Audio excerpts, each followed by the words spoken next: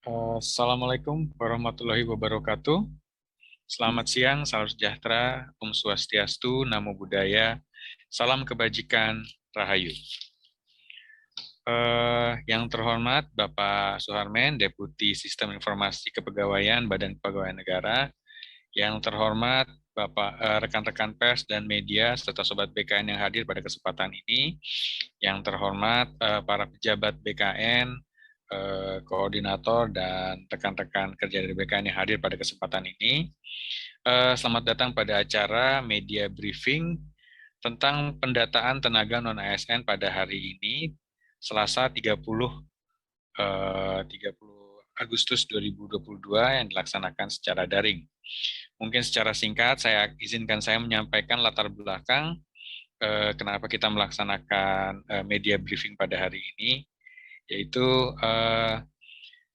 isu pendataan non-ASN ini sudah dimulai sejak terbitnya Peraturan Pemerintah Nomor 48 Tahun 2005, junto Peraturan Pemerintah Nomor 43 Tahun 2007, di mana pejabat pembina kepegawaian atau PPK sudah dilarang mengangkat tenaga honorer atau non-ASN. Dengan berlakunya Undang-Undang ASN Nomor 5 Tahun 2014, disebutkan bahwa aparat sipil negara atau ASN itu hanya terdiri dari pegawai negeri sipil dan pegawai pemerintah dengan perjanjian kerja atau PPPK atau P3K. Kebijakan penyelesaian tenaga non-ASN dilakukan berdasarkan Peraturan Pemerintah Nomor 49 Tahun 2018 tentang manajemen P3K atau PPPK, di mana instansi pemerintah diberikan waktu selama 5 tahun sampai 2023 untuk menyelesaikan permasalahan tenaga non-ASN ini. Pada Surat Menteri Pendayagunaan Aparatur Negara dan Reformasi Birokrasi Nomor B garis miring 1511 garis miring M.SM.01.00 tahun 2022 tanggal 22 Juli tahun 2022 dengan hal pendataan tenaga non ASN di lingkungan pemerintah, PPK instansi pusat maupun daerah diminta untuk mempercepat inventarisasi data pegawai non-ASN dan untuk disampaikan melalui aplikasi yang dibuat oleh BKN. Pada media briefing hari ini, Pak Deputi Sistem Informasi Kepegawaian BKN akan menjelaskan kepada rekan pers dan media plus sobat BKN terkait proses pendataan pegawai non-ASN yang nanti akan diikuti dengan sebuah sesi tanya jawab yang akan dimoderatori oleh saya, Satya Pratama, selaku Kepala Biro Humas Hukum dan Bersama Badan Kepegawaian Negara. Untuk menyingkat waktu, kami mohon perkenan Bapak Deputi Sistem Informasi Kepegawaian BKN untuk dapat menyampaikan paparannya. Waktu dan tempat kami berikan kepada Pak Deputi. Terima kasih Pak Karo. Assalamualaikum warahmatullahi wabarakatuh. Selamat siang dan salam sejahtera bagi kita semua. Yang kami hormati rekan-rekan wartawan yang berkenan hadir pada kegiatan media briefing pada siang hari ini. Yang saya hormati banggakan rekan-rekan dari Badan Kepegawaian Negara. Mohon izin Pak Karo, nanti bahannya tentang share atau gimana, atau saya, atau Mas Audit, atau siapa? Audit, Pak. Oke, mungkin Mas Audit bisa di-share dulu bahannya. Terima kasih rekan-rekan semua telah berkenan hadir pada kegiatan media briefing pada pada siang hari ini. Isu terkait dengan pendataan tenaga non ASN ini teman-teman sudah banyak mendengar dari kegiatan pada saat tanggal 24 Agustus yang kemarin dilakukan launching aplikasi ini. Namun suratnya sendiri dari surat Menpan kepada seluruh pejabat pembina kepegawaian baik itu di instansi pusat maupun instansi daerah sudah meluncur sejak bulan Juli yang lalu. Terima kasih Bapak atas penjelasannya. Jadi salah satu tujuan kenapa BKN melaksanakan media briefing pada hari ini ialah sebenarnya untuk memperjelas lagi maksud dan hasil pendataan, di mana kita sedang mencari persamaan persepsi terhadap penyelesaian tenaga non-ASN, kemudian mendorong masing-masing instansi pemerintah untuk mempercepat proses mapping, validasi data, dan menyiapkan roadmap penyelesaian tenaga non-ASN, dan membangun komunikasi positif atas penyelesaian tenaga non-ASN. Jadi dari beberapa informasi yang kami terima, banyak sekali kesimpang siuran informasi, Bapak, yang terjadi di sana, khususnya yang dari teman-teman yang non-ASN tersebut. Banyak yang mungkin sudah terjebak dengan tadi Bapak bilang ada permainan tidak benar di beberapa oknum tertentu. Oleh karena itu kami melaksanakan media briefing ini untuk memperjelas. Kalau misalnya pertanyaan bisa langsung ditanyakan pada saat ini. Mungkin mohon izin untuk menyingkat waktu, kita membuka sesi tanya jawab, di mana kita akan meminta rekan-rekan dari wartawan untuk bisa memberikan pertanyaan langsung kepada Bapak, dan mohon Bapak dapat menjawabnya. Sekaligus juga kami juga sudah mengumpulkan beberapa pertanyaan dari yang kami kumpulkan dari medsos, Pak, terkait dengan proses pendataan non-ASN ini. Mungkin untuk awalnya kami akan membuka sesi tanya jawab dari teman-teman pers yang hadir pada hari ini, Pak. Pertanyaan bisa disampaikan melalui chat atau melalui fitur angkat tangan yang ada di aplikasi Zoom ini. Waktu dan tempat kami persilahkan kepada rekan-rekan untuk bertanya.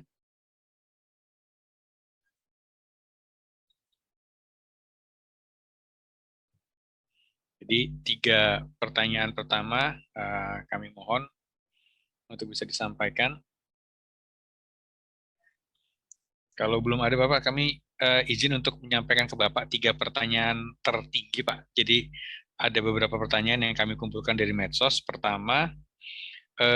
Pertanyaan pertama, apakah hasil pendataan non-ASN ini dapat diseleksi menjadi calon ASN atau seperti apa? Kemudian yang pertanyaan kedua, apakah daerah yang memaksakan mendaftarkan tenaga yang digaji dari mekanisme pengadaan barang dan jasa tetap diloloskan? Kemudian yang ketiga, bagaimana cara mengetahui instansi saya termasuk dalam pendataan non-ASN ini? Mungkin 3 pertanyaan itu dulu, Bapak. Ya, terima kasih Pak Karo. Pertama, apakah hasil pendataan tadi dapat diseleksi menjadi ASN? Memang salah satu tujuannya itu adalah itu. Tetapi tentu nanti akan ada formulasi kebijakan. Jadi tidak seperti yang selalu disampaikan oleh Pak Deputi SDMA Kemenpan, misalnya kebijakan itu tentu tidak one fit for all. Jadi tentu akan menjadi spesifik, untuk jabatan-jabatan seperti ini bagaimana mekanisme penyelesaiannya. Untuk jabatan seperti ini bagaimana mekanisme penyelesaiannya. Jadi pentingnya pendataan ini adalah untuk bisa merumuskan bagaimana pemerintah akan membantu menyelesaikan tenaga non-ASN ini secara manusiawi dalam tanda kutip, sehingga mereka betul-betul bisa istilahnya kalau orang Jawa itu diuangke. Nah, ini yang itu bisa dilakukan kalau kita kemudian memiliki pemetaan terhadap tenaga non ASN ini. Kalau itu nggak dimiliki, tentu akan sulit bagi kita untuk bisa merumuskan kebijakan apa untuk menyelesaikan itu. Nah, jadi bagi mereka yang kemudian punya kesempatan, punya menjadi ASN, apakah itu melalui mekanisme PNS misalnya atau melalui mekanisme P3K, tentu itu bisa dilakukan setelah kita bisa melakukan memetakan mereka-mereka ini. Jadi penting sekali sebetulnya bagi mereka yang sekarang menjadi tenaga non ASN di instansi untuk mereka betul-betul bisa terdata, dan pemerintah tentu memiliki gambaran seutuhnya terhadap kondisi mereka-mereka ini. Yang kedua tadi apa ya Pak Karo, saya terlalu cepat tadi, saya sambil ngetik soalnya. Masih mute.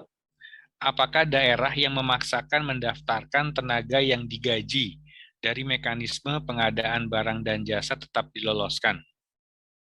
Iya, sebetulnya tentu nanti akan ada mekanisme verifikasi dan validasi. kita akan melihat apakah yang bersangkutan itu dipaksakan dalam tanda kutip. Sebetulnya yang bersangkutan tidak boleh dilakukan pendataan, tapi tetap didorong oleh instansi untuk melakukan pendataan. Maka saya mungkin menghimbau nanti teman-teman jangan sampai teman-teman di instansi ini menjebak PPK-nya, pejabat pembina kepegawaian. Karena pejabat pembina kepegawaian ini akan menyampaikan surat pertanggungjawaban mutlak. Dan di dalam surat pertanggungjawaban mutlak tadi, itu kami sudah mencoba merumuskan bahasanya yang kemudian bisa berkonsekuensi terhadap hukum. Jadi tentu kami berharap betul, dan ini yang juga selalu kami sampaikan ke teman-teman di Kepala BKD, BKPSDM, ataupun di instansi pusat, jangan sampai dengan proses pendataan ini kemudian menjebloskan dalam tanda kutip pimpinan-pimpinan di daerah yang yang seharusnya atau yang menyalahi ketentuan yang sudah ditetapkan oleh Kementerian Pan-RB. Dan ini himbauan ini sudah kami sampaikan termasuk juga di awal-awal waktu kita melakukan launching terhadap aplikasi pendataan non-ASN ini. Perlu kehati-hatian terkait dengan pendataan ini, jangan sampai kemudian karena uang 100-200 ribu misalnya kemudian dimasukkan saja, tapi kemudian tentu PPK tidak siap untuk tidak bisa melakukan verifikasi data keseluruhan. Maka proses verifikasi data keseluruhan tadilah yang kami harapkan melalui mekanisme uji publik terhadap data yang sudah disampaikan. Jadi mekanisme uji publik itu ada dua maksud. Yang pertama adalah munculnya data-data yang sebetulnya yang bersangkutan tidak berhak, tapi kemudian tetap dimasukkan, dan akhirnya masyarakat kemudian bisa mengontrol itu. Yang kedua adalah kalau ada sebetulnya yang bersangkutan berhak untuk didata, tetapi kemudian tidak didata.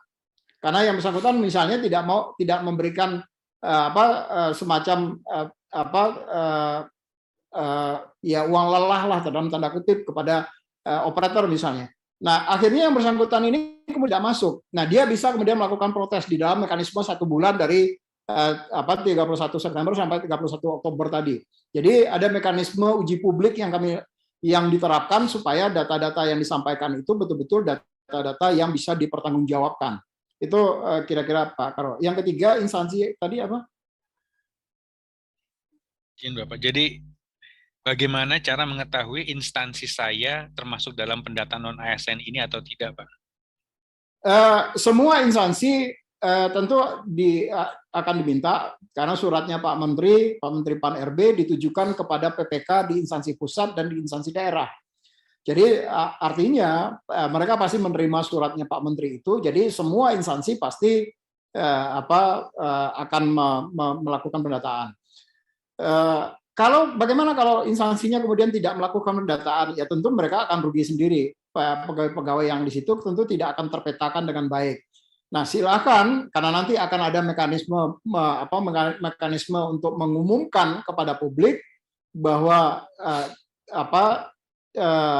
kami tentu di BKN nanti juga akan mengumumkan juga mana saja instansi-instansi melalui sistem pendataan ini, mana saja instansi-instansi yang sudah melakukan pendataan dan mana instansi-instansi yang belum melakukan pendataan. Tentu akan ada warning-warning yang nanti disampaikan juga melalui sistem yang nanti tentu akan bisa dikontrol oleh semua orang. Itu kira-kira Pak Karo. Siap Bapak, ini sudah ada pertanyaan dari Mbak Mesya, Pak, di PNN. Monggo Mbak Mesya.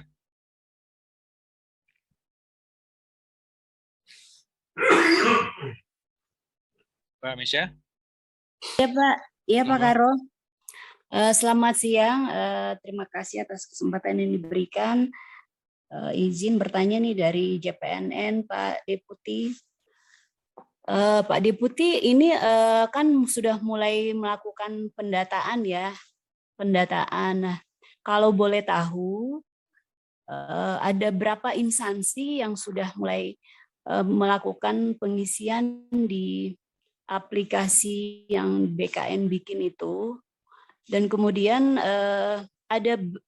saya dapat laporan dari forum-forum honorer itu cukup banyak yang melakukan kesalahan saat mengisi aplikasi itu. Dia kan harus melengkapi tapi oleh BKD-nya disuruh mereka yang harus ngisi. Jadi itu kebanyakan kesalahan teknis, kebanyakan adalah NIK. Saya nggak tahu apakah benar atau enggak, hanya dikasih tahu oleh forum-forum itu. Jadi makanya saya konfirmasi tingkat kesalahan-kesalahan kecil apa yang selalu dibikin oleh honorer itu.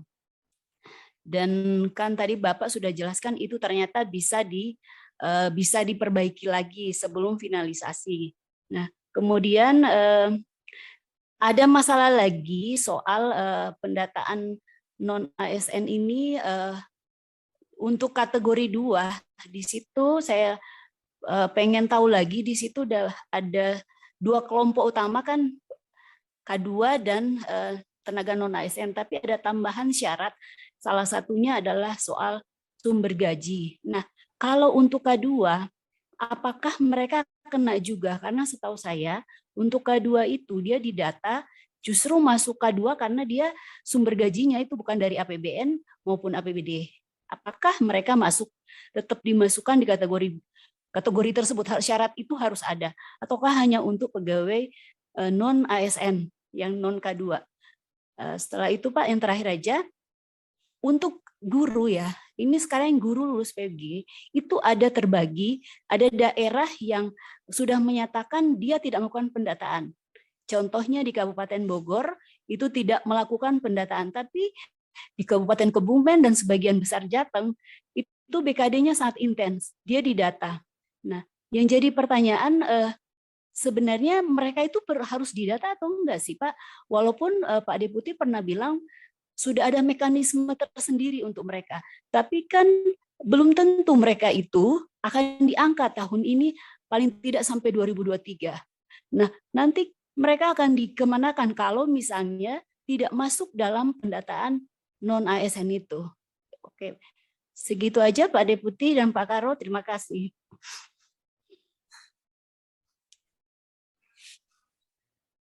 Silakan Pak Deputi.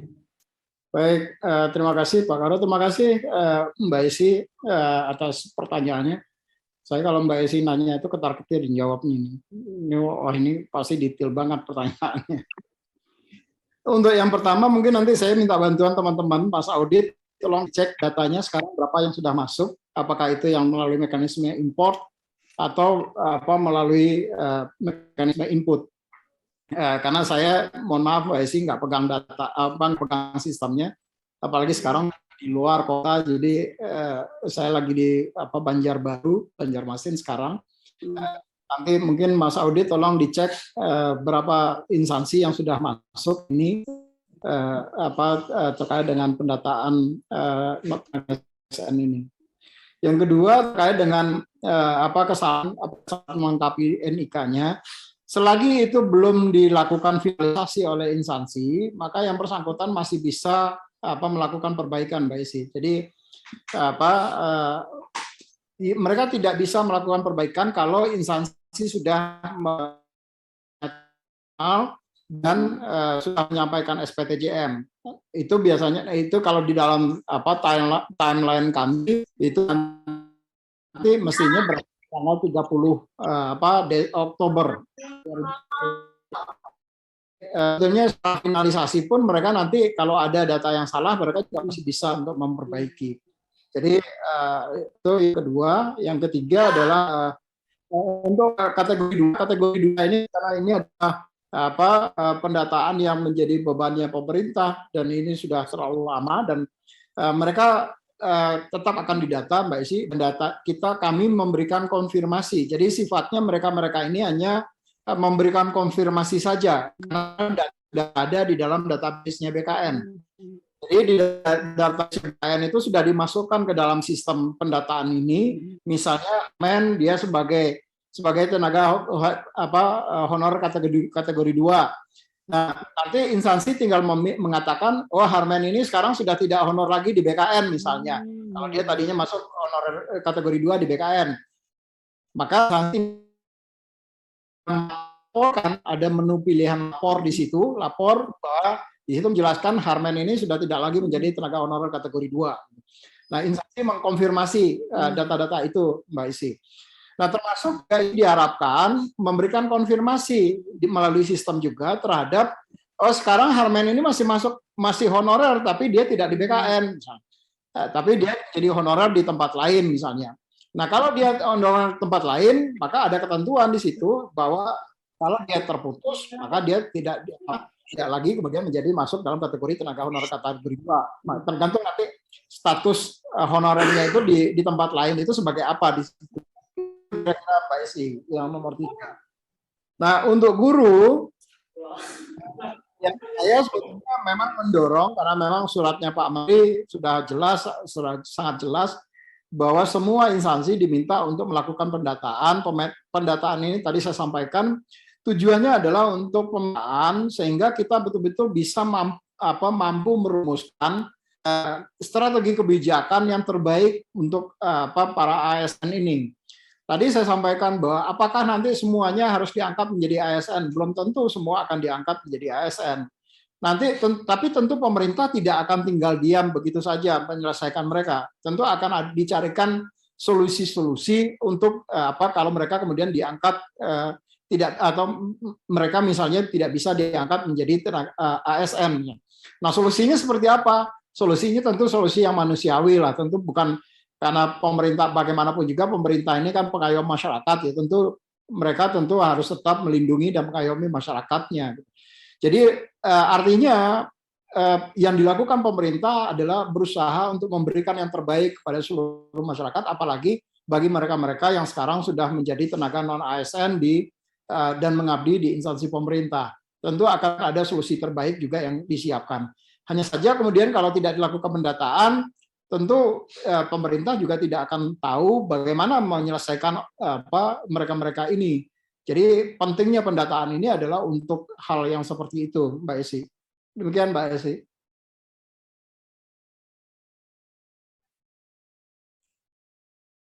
Ada pertanyaan lagi? Rekan-rekan, silakan menggunakan fitur. Ini Pak, ada pertanyaan dari Jawa Pos TV, Pak. Jika ada pelanggaran input data yang dilakukan ataupun instansi, pegawai non-ASN bisa melapor kemana?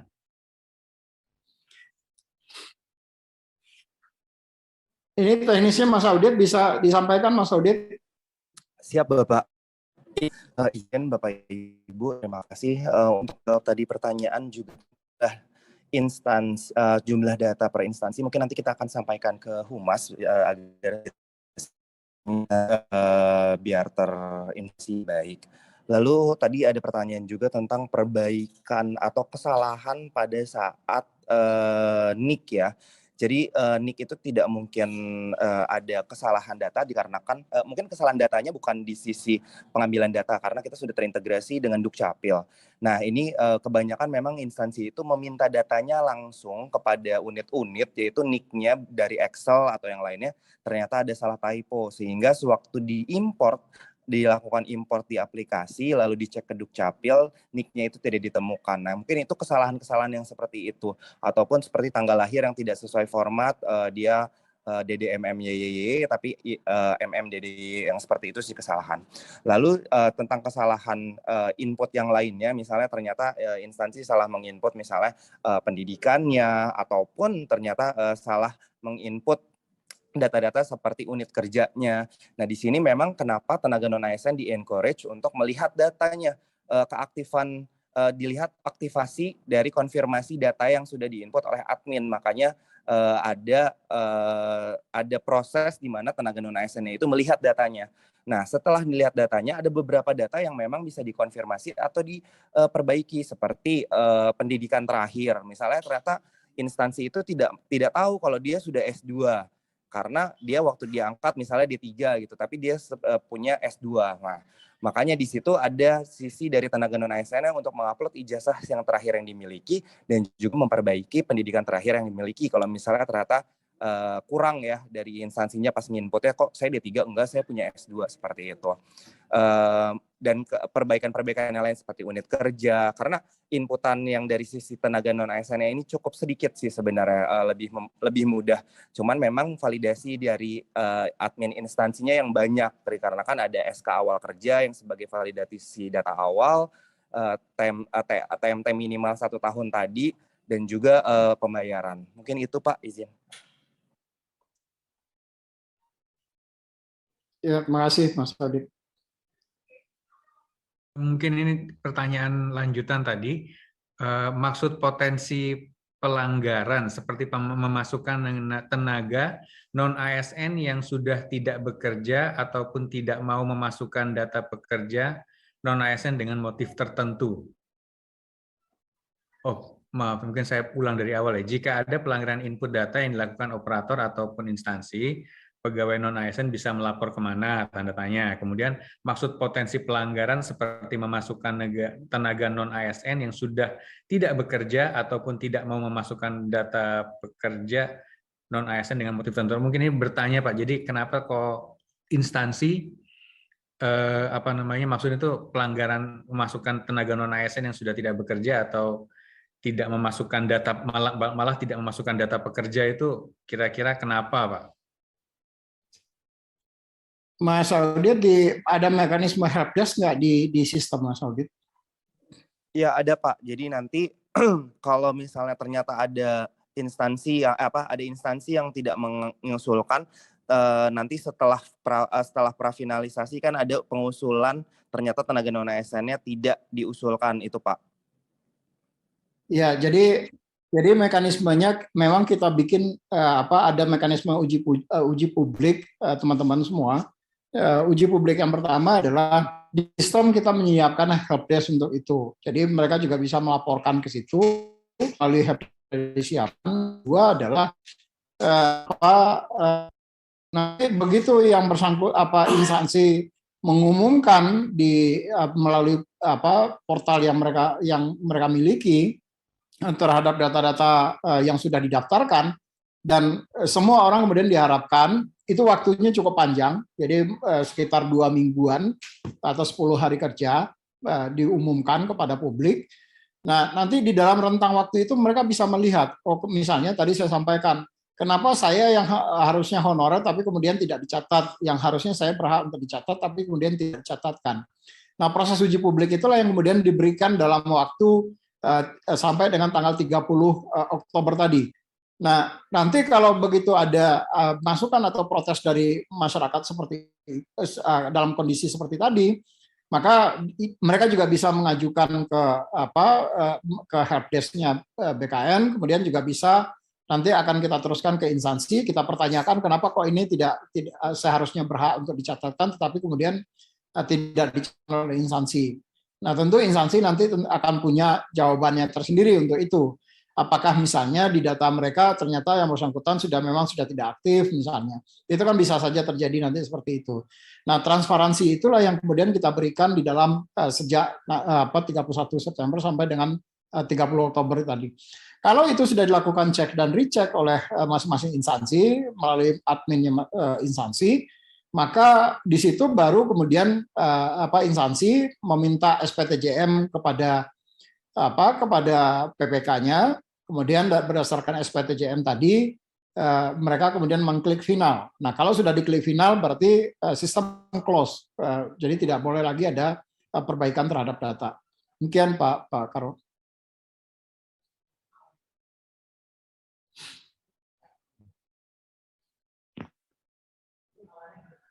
Izin masih di mute Pak Karo. Untuk pendidik Bapak, ini ada tenaga pendidik yang mengajar di sekolah swasta dan pembayarannya melalui dana BOS atau BOS, apakah bisa untuk mengikuti pendataan non-ASN ini? Tuh. Kemudian, apakah yang berhak masuk pendataan ini bagi non-ASN yang bekerja di instansi pemerintah atau boleh swasta? Kemudian, apakah data tersebut berpengaruh dengan yang sudah nilai PG atau passing grade? Kemudian yang terakhir Bapak, ini apakah skema atau ketentuan bagi honorer dengan SK pengangkatan Januari 2022 oleh unit kerja terendah? Pertama mengenai tenaga pendidik, kalau ini kan pendataan untuk non-ASN dan di instansi pemerintah. Tentu yang kita akan data itu adalah yang mereka menjadi tenaga non-ASN di instansi pemerintah. yang tidak menjadi tenaga non ASN di instansi pemerintah tentu bukan subjek untuk dilakukan pendataan. Karena kalau dilakukan pendataan untuk semua ya nanti swasta pun nanti akan tercatat semua, dan itu nggak mungkin bisa diselesaikan oleh pemerintah semuanya. Jadi saya saya ingin sampaikan bahwa scopingnya ini adalah mereka yang menjadi tenaga non ASN di instansi pemerintah. Jadi kalau dia pendidik misalnya ya tentu di instansi pemerintah.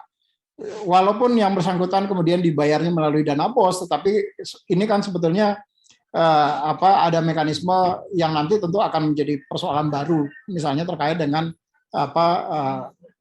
kalau diselesaikan melalui pemerintah, kemudian yang bersangkutan diangkat menjadi ASN misalnya, belum tentu nanti yayasannya kemudian melepaskan yang bersangkutan untuk menjadi tenaga guru atau tenaga pendidik di sekolah-sekolah pemerintah.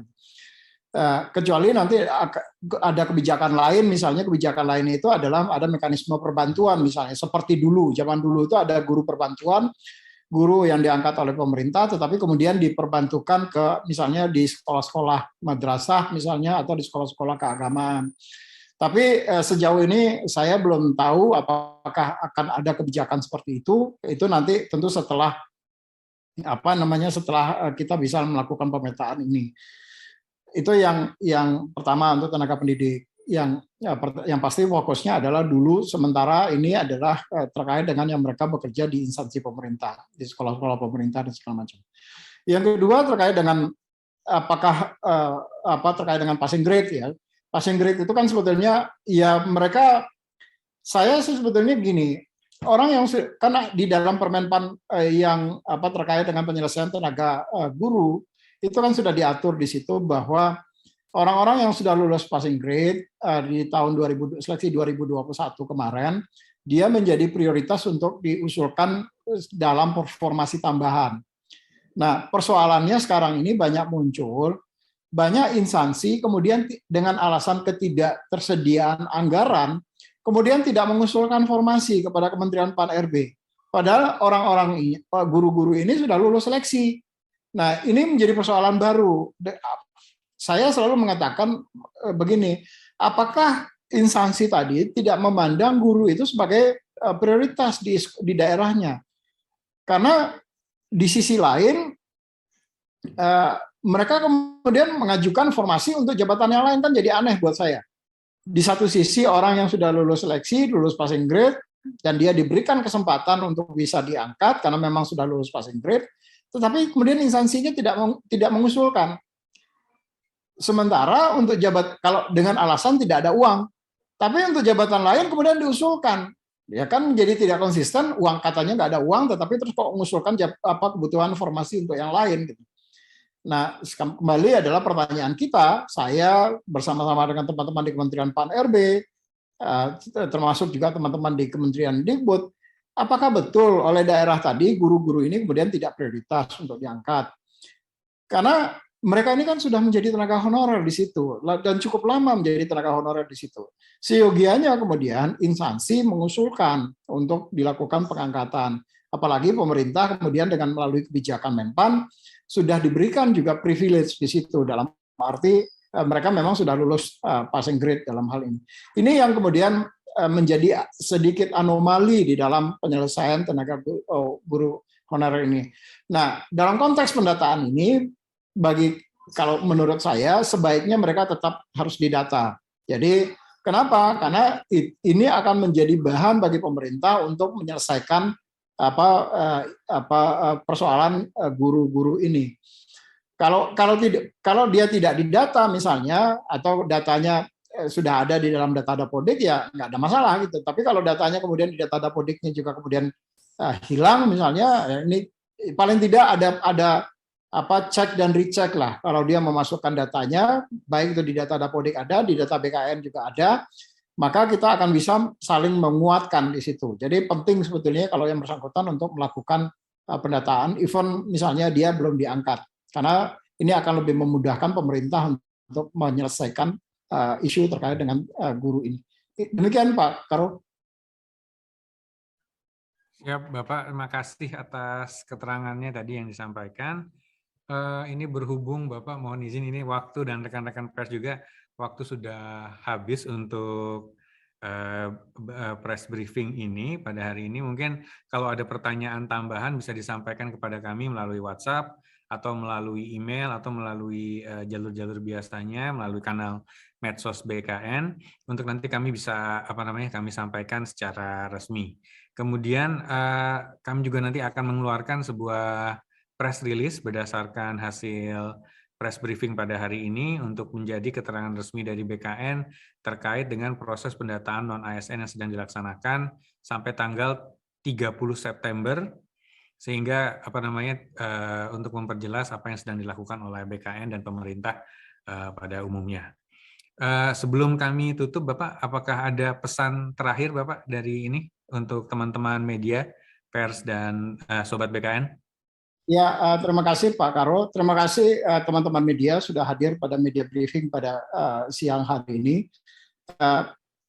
Proses pendataan ini tentu saja kita berharap ada transparansi dari data yang disampaikan ke pemerintah. Yang bisa melakukan pengawasan dan pengendalian terhadap data-data tadi tentu juga teman-teman wartawan. BKN tentu tidak akan sanggup melakukan itu sendiri. Jadi kami tentu saja sangat berterima kasih kalau mendapat input dari teman-teman wartawan kalau ada hal-hal yang kemudian apalagi kalau ada masyarakat yang kemudian dizolimi oleh pihak-pihak yang untuk mencari keuntungan pribadi misalnya kemudian menzolimi orang-orang yang seharusnya punya hak tetapi kemudian tidak mendapatkan haknya sebagaimana yang sudah ditetapkan oleh pemerintah.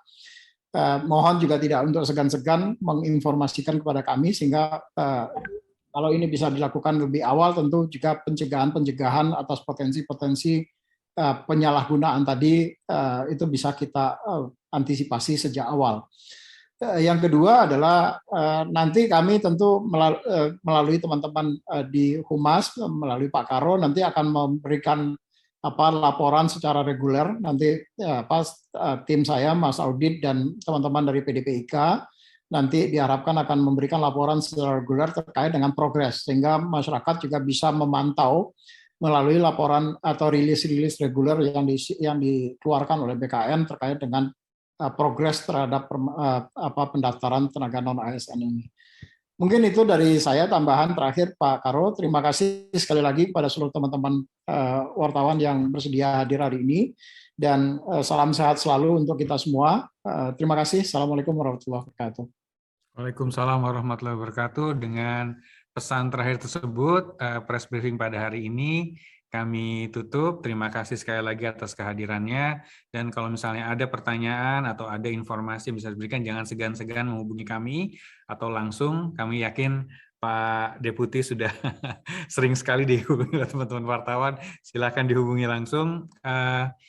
Press briefing ini saya mohon izin Bapak, kami tutup dengan ucapan wassalamualaikum warahmatullahi wabarakatuh.